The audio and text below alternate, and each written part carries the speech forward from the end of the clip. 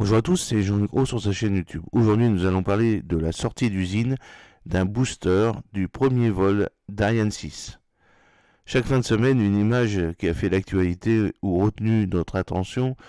Le 20 mars, au centre spatial guyanais, le premier propulseur d'appoint du vol inaugural d'Ariane 6 a été transféré de son usine de finition à un bâtiment de stockage.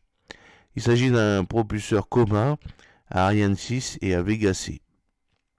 Le vol SM-1, Flight Model 1 d'Ariane 6, devient de plus en plus tangible. Après l'arrivée en Guyane des étages LLPM et ULPM le 21 février 2024, c'est le premier propulseur d'appoint ESR équipé de Solid Rocket du vol inaugural du futur lanceur lourd européen qui est sorti le 20 mars 2024 de son usine de finition EEF et ESR Finish Facility au centre spatial guyanais.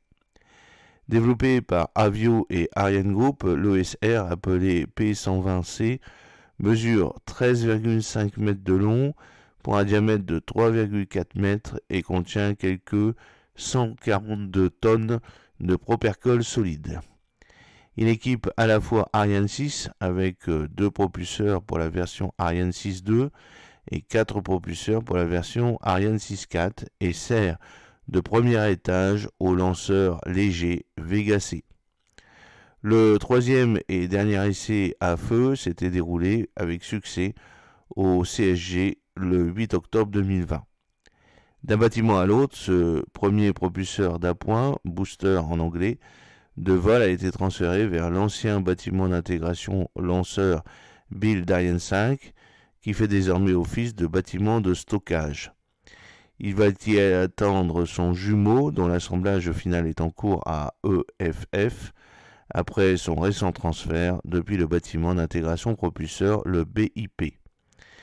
Les deux P120C rejoindront la zone de lancement quelques jours avant le départ de la mission FM1 en version A62, toujours attendue entre le 15 juin et la fin juillet.